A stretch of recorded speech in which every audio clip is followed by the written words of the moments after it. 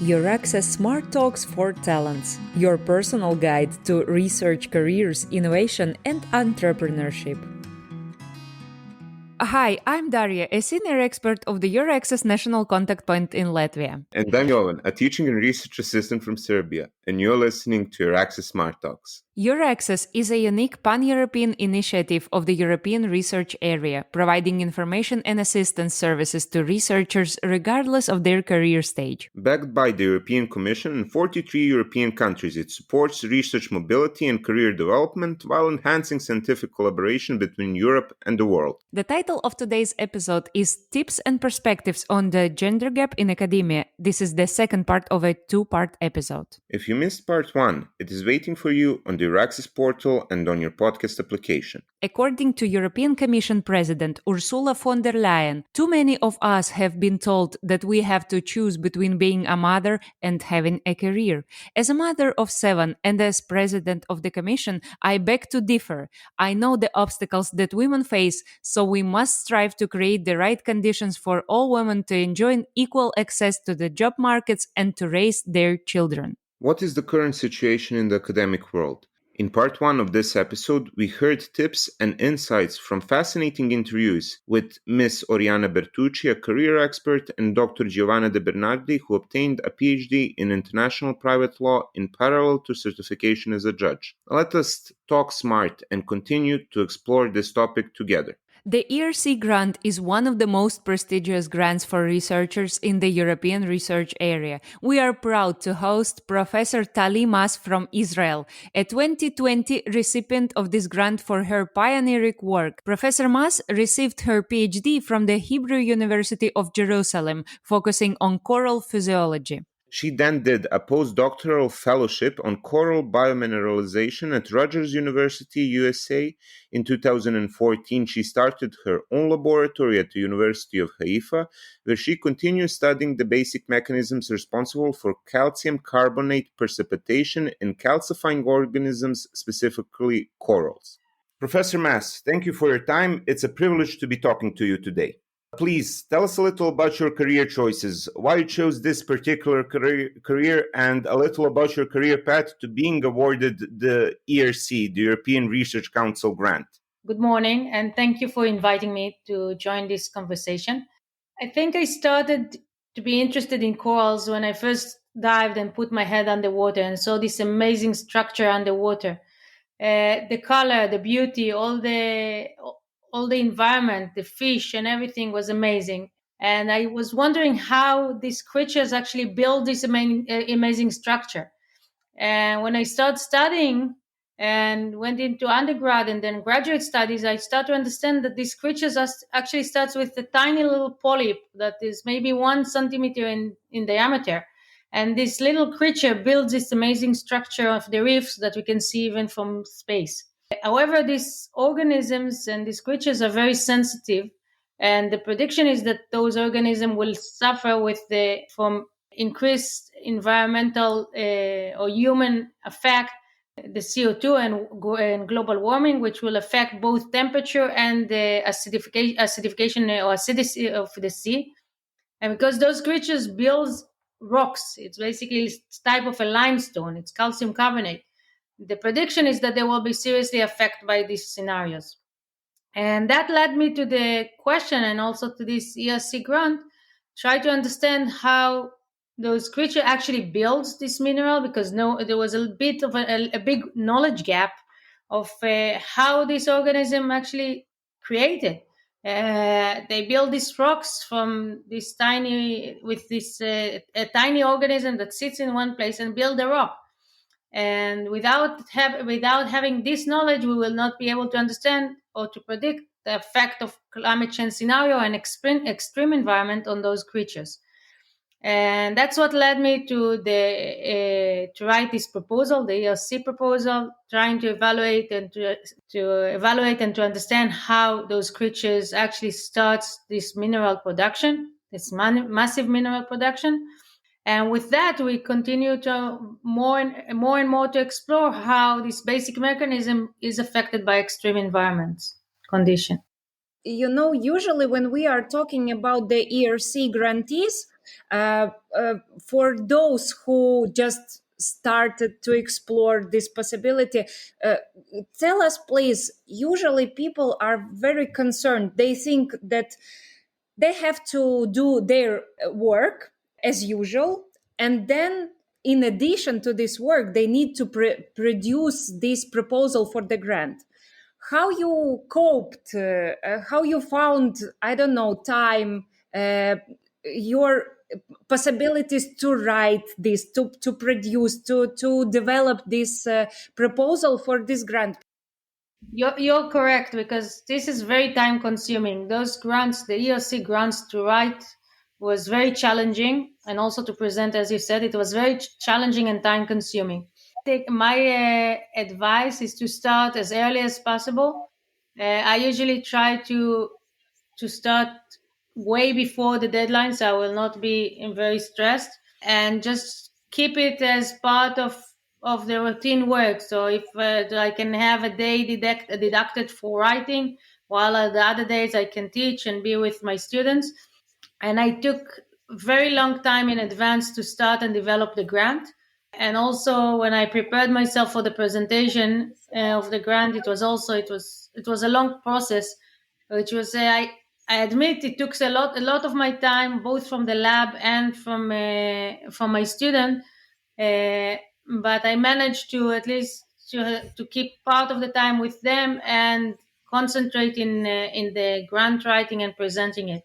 I think it's time. It's more of time management, and one of the things that women usually are better in is time management. Definitely, if you're a mother and you need to try and adjust yourself between motherhood, kids, life at the work, and everything. So you have to be very, very precise and very, very organized. Otherwise, it's not going to work.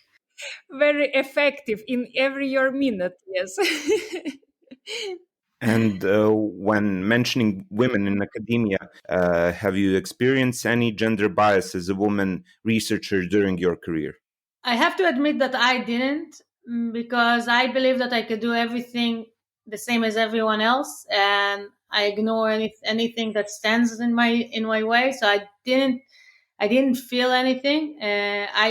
I produce, and I proved myself that I can do everything the same, everything exactly the same as a male scientist, and sometimes even better. So I didn't feel it, and I also one of the scientists in a department that is mainly women department. We are a unique environment in the academia. Our department is 80% women, so most of our PIs are women, and we are running it very, very well. And during my throughout the scientific life, and mainly because I'm also a diver, and a lot of my research conduct underwater, and as women and pregnancies, and you cannot work under the water, I always find myself in I also always find some challenges during this work. But if you are, as I said, if you conduct everything in advance, organize your time accordingly, you will be able to do everything in the right way. So if I knew that I will not be able to dive for 9 months, I found someone to help me, and to conduct the dives when I couldn't do it, when I did my graduate studies. So I didn't feel anything that stopped me. And also in Israel, I think one of the things, and this is slightly different to some other places, that we start our academic life start a little bit later than everyone else, due to military service and everything. People are expected that during our academic life, we will become mothers and kids and everything. So it's not so out of the blue. I know that in other places it's a bit more tricky than what we sometimes feel over here. It's great to hear that you had a positive experience and that you didn't experience any barriers. And you mentioned that your department was predominantly made up of female researchers, and that the situation in Israel, that the culture regarding research doesn't promote any kind of bias in terms of gender. Do you think that this a combination of elements together with your tactic to plan everything in your life, to have a plan A, a plan B, a plan C, to be prepared for any situation, brought up to the experience of not having any barriers being put before you. And did you, because you told us that you traveled a lot to do your experiments, you visited Germany, France, the United States, while you were there, did you see that the situation was different, or is it the same as it is for you in Israel? I think that in Israel, one of the things is really that people are more mature, and it's been during your studies, it's been motherhood and pregnancy is not something out of the blue. However, giving that, still quite a lot of female researchers will not continue to the next level. And I think it's still part of of family obligation, and the idea that people needs to go out for a postdoc out of Israel and sometimes relocate the whole family to a new place, and this is difficult. And I see a lot of female students, graduate students, that they finish a very successful career or studies and have their PhD that are not able to travel overseas for a postdoc. And this is something that really stops them from getting a faculty position later on in Israel. And this is a big problem that I mentioned before, that my husband was very supportive and he was willing to stop his career and go over with me for a postdoc in the US, which is not very trivial for a lot of people around, also everywhere in the world, not only in Israel, because someone needs to put his spouse in front of in front of him for a certain period of time. It's true for both sides, also between male and female, but it still seems more problematic for women to take the decision and to take the leads than men. And like in the US, the maternity leave laws are really bad compared to anything definitely in Europe and also over here. I had my third kid over when I did my postdoc, basically without any maternity leave. But I have a supportive PI. My PI was very positive and he was supportive, and for him it was fine as long as work is done. That you can juggle between everything. And but I know that other people are not that flexible, and they are very stressed with women in early ages, and and family plans and so on. When we decided to move to the US, and my husband stopped his career for 4 years, he established a new path for himself during the 4 years that we were in the US. He also enjoyed being part of the time with the kids in the house and being a full-time father and not full-time in his career. So I think the balance between the partners is really important, which is not always trivial, unfortunately. When I started my lab, and I had the young kids that as well during when we just returned from the US, the ability to be at home in part of the time, and be with them when they need me, and maybe work during the night when they when everyone is asleep, is definitely the flexibility of the academia work. On the other hand, you still need to prove your productivity. Definitely, if you have an ERC grant, you get a huge amount of money for science, and you need to be very productive. So there is a lot of balance, and as I said, and the balance is everywhere. Is between family, work, and the results, and having students and a big lab to work with you, and to manage your time accordingly to all that. My husband is full time in the house as well with me. We're sharing all the household responsibility, including the kids. And one of the things that I really tried to do when they were young is to try to keep the work when I work. At that time, I did my master, PhD, and postdoc, to keep the hours that I have to be in the office as an office time. I would just be from 8 to 5 or something like this in the office, and whatever it will be, underwater on the bench, and just be there and work. And once I'm with the kids, I was completely with the kids, and I slept during the night. uh, when I become a professor at academia, that was a bit more tricky, because then I had to suddenly, it's not only my work, I need to write grants, and I need to do this, and the kids needs to be But this is one of the reasons why I try to stretch everything. If I know that I have a deadline to write something within in 5 months, I'll start it 5 months in advance. I will not wait. Even though that I know that maybe I could write it within a week, I'll take my time and I'll write, I write one page every whenever I have the time. Wanted to make a conclusion. Do you have any message which you would like to send to our listeners? Can you give us some tips for young researchers, talents, women in academia in general? Well, I think that my main take-home message for women in the academia is just that you can do everything. You can do everything. Nothing should stop you, and believe in yourself, and try to find your balance. Otherwise, it's not working. Professor Tali Mass, thank you very much. It was very interesting to talk to you. It was great hearing about some recent activities and the unique career path of a female researcher. EURAXESS Smart Talks for Talents, your personal guide to research careers, innovation, and entrepreneurship. Now we would like to move on to the vision of the EU Commission. What has been done so far to close the gender gap for female researchers? How do policy officers see the future and what are they doing to make it happen? We are honored to host Dr. Anne Pepin today. Anne is a senior policy officer in the gender sector of the European Commission's DG Research and Innovation. Anne is a senior researcher holding a bachelor's in physics, an engineering degree, and a Ph.D. in electronics from the University of Paris. From 2012 to June of 2017, Anne was director of mission for the place of women at the French National Center for Scientific Research, a strategic unit in charge of designing, coordinating, and assisting all actions aimed at fostering gender equality within the organization. So, Anne, thank you so much. On the gender equality front, there are changes in Europe.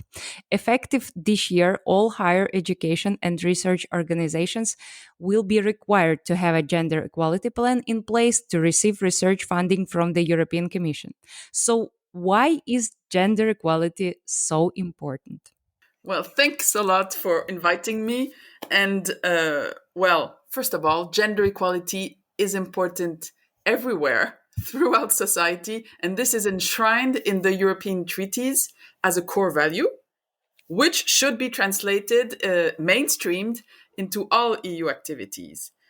And gender equality is very high on the agenda of Ursula von der Leyen, the current president of the European Commission, who set the achievement of a union of equality as her political priorities for her mandate. But we're not there yet.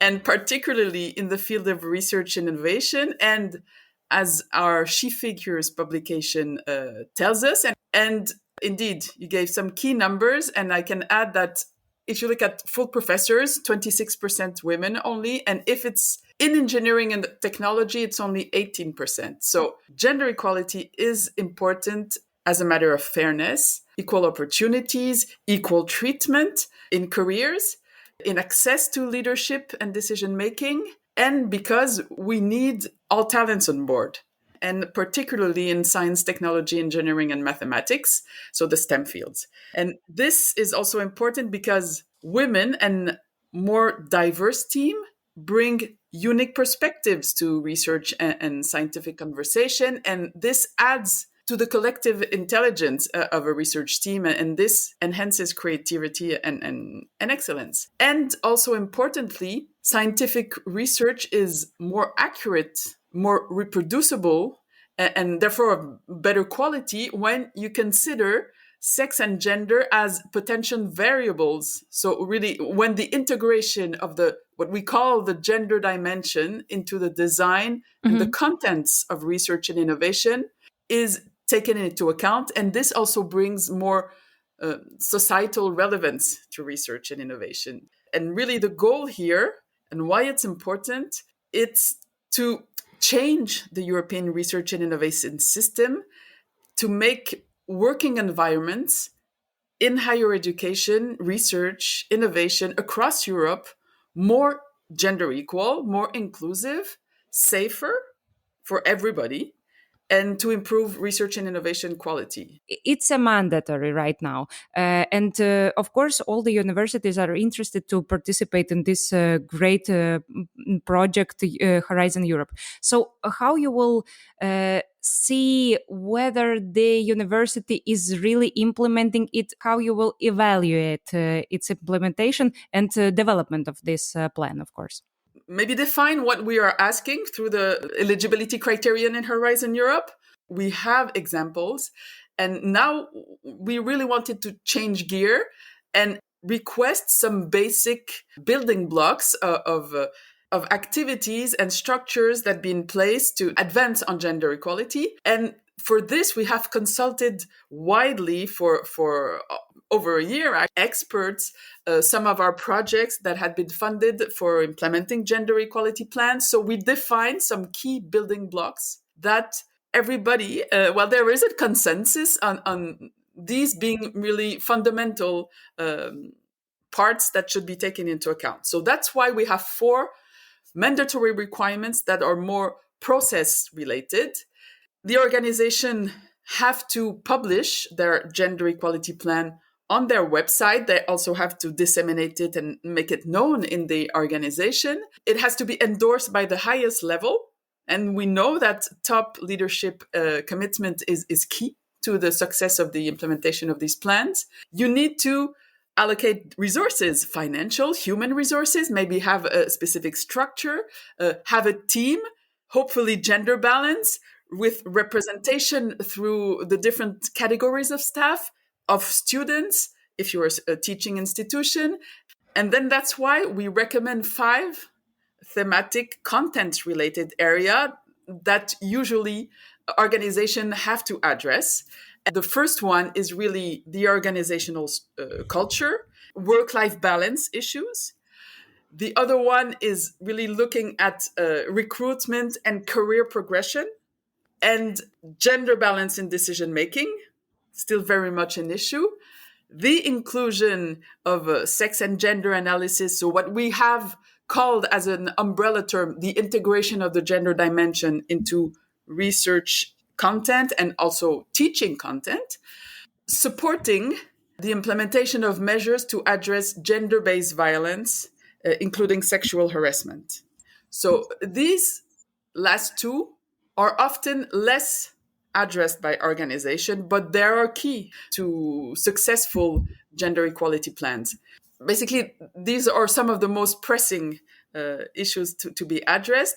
And so for Horizon Europe, we ask that organizations self-declare by filling a questionnaire and say if they have the 4 mandatory requirements, which of the areas they cover.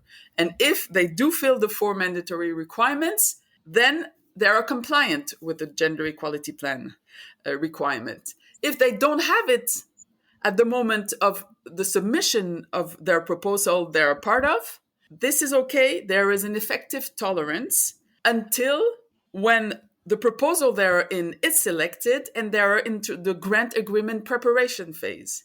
There, all the higher education, the research organization, and the public bodies from member state and associated countries, this does not apply to third countries yet. They will have to have the compliant gender equality plan in place, otherwise they will not benefit from funding and will not be able to participate in the projects.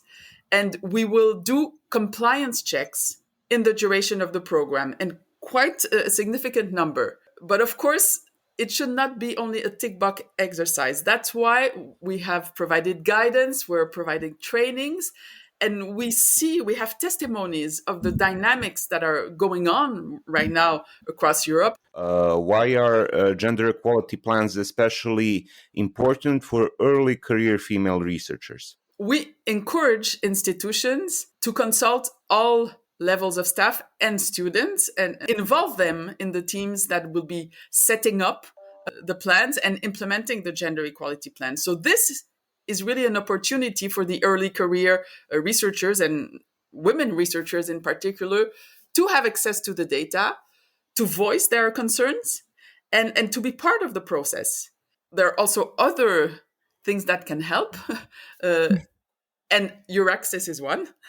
of course, and the future ERA Talent Platform, which will be put into place soon and will follow up on the current EURAXESS framework, will have a specific focus on fostering gender equality in talent recognition, and including through targeted support for women researchers, and also trying to address mobility related dual career and work-life balance issues. So there is more coming up, and of course the Marie Sklodowska-Curie actions have for a long time, and they're a well-known funding scheme for early career researchers, and they have put gender equality really at the core of their objectives, Mhm. and it will be even further improved under Horizon Europe, with more flexibility about work-life balance issues,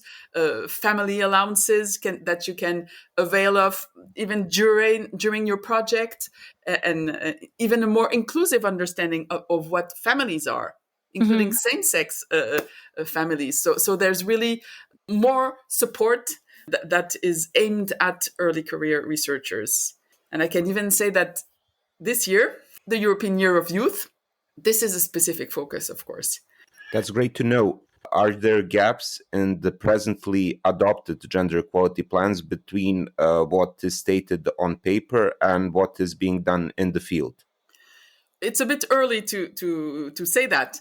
And as I said, we do not ask the organizations to upload their gender equality plan. It's trust based at this stage. They have to declare that they do have it on their webpage. And of course, in the compliance checks, we will be checking that. We are currently devising the approach to actually check the compliance and actually make sure that what's on the paper does match what's implemented. So, as a woman who has completed a doctoral degree, did you feel that there was some inequality?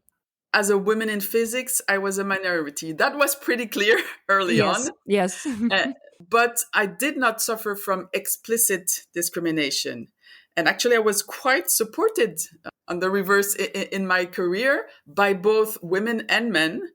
And I've had women head of laboratories, and I had a women researchers that taught me nanotechnology and nanofabrication in my engineering school. And that also, as a role model, prompted me into actually changing fields and actually asking to do my PhD in her lab.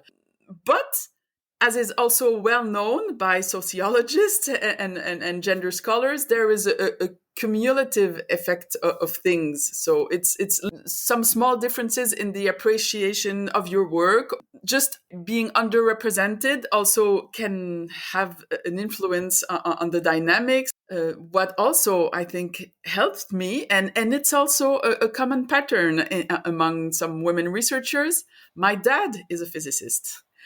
So I only have a sister, and we've always been supported and fulfilling our aspiration of going into science.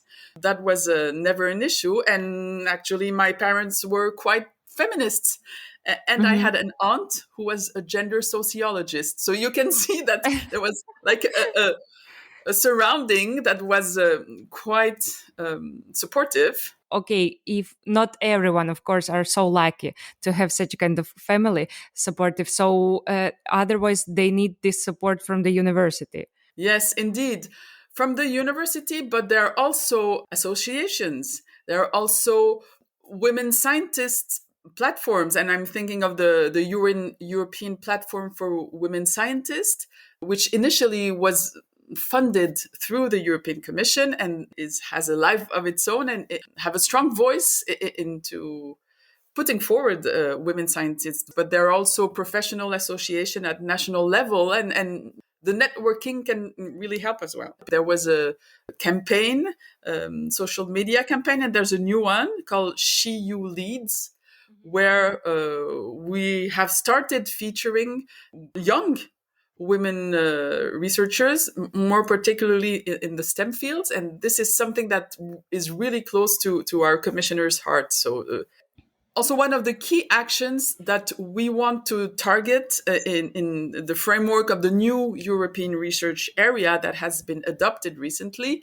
And we already have a project funded under Horizon 2020, which is called UNICEF, Mhm. which is looking at this, looking at national level existing programs, looking at really doing a mapping of existing practices across a large number of member states and associated countries, looking at organization, even doing a prevalence survey, so an anonymous survey, and there, early career researchers, women can anonymously detail and what is happening to them.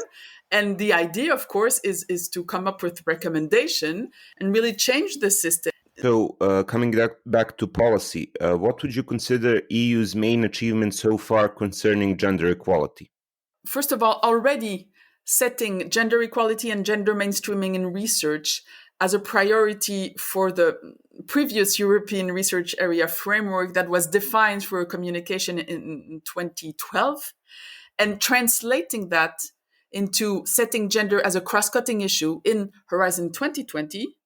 And the figures have improved a little bit, but still too slow. And that's why we hope that the strengthened provisions for gender equality introduced in Horizon Europe and the new ERA framework that has been proposed by the Commission in September 2020 and that has been supported by member states, further defined. And we have a new ERA policy agenda, and there's a specific action on gender equality and inclusiveness. So I guess this has been important, and really what we're doing now, and also setting the integration of the gender dimension into the content of research innovation as a requirement by default. There's not only the gender equality plan that is an eligibility criterion. Mhm. When you respond to a call, a topic, you have to look at this integration of a sex and gender analysis. Unless the topic says, okay, in this case, it's not important. And of course, it will be the case in very technical or theoretical topics. What world do you picture concerning gender equality in academia in 10 or 20 years? Hopefully that they feel included and yeah, that it's more gender equal, more collaboration, more democratic, more equal academic system. And more productive, because when you feel better, you also work better. Exactly. So, in conclusion, what message can you share with our listeners? Well, we need you. Europe needs you. Science needs you. So we need more gender balanced teams. We need men to be on board with this. And it's actually increasingly the case, particularly young men that find it very important to address work-life balance issues, for example. So be confident, be really seize opportunities. There are platforms, there are tools, there's EURAXESS again, that is really a key tool, and don't hesitate to ask. And at commission level, we'll continue to work to change this system and help you fulfill your career aspirations. Thank you so much, Anne, for your valuable overview, the information you have shared with us, and the perspective of the Commission. It is worth repeating the 4 requirements which you emphasized: public documents, dedicated resources, data collection, and monitoring and training and capacity building. You have given us a lot to think about, and we learned a lot about the challenges of gender equality from you. Thank you for listening to the EURAXESS Smart Talks podcast. We hope you enjoyed these 2 episodes on gender in academia. These episodes covered recent developments in EU policy, measures toward closing the gender gap, and practical tips for work-life balance. Fortunately, our guests did not personally experience gender discrimination and were able to develop successful careers in different European locations. It is indeed a challenge to achieve a good balance, but these researchers proved that it is possible with proper planning, support, and training. Do you want to hear more? In the next episode, we will focus on careers beyond academia, including success stories and practical tips. For more information on EURAXESS, visit the EURAXESS portal. You'll find more episodes of the EURAXESS Smart Talks podcast on Apple Podcasts, Spotify, and Google Podcasts. This episode was prepared by hosts Daria Aksenova and Jovana Rangelovic, audio engineer Pavle Draškovic, outreach manager Dina Sameret, production manager Moria Riha, editors Isar Pier and Miroslav Trejanovic. This episode is published under the Creative Commons CC BY license. Until next time.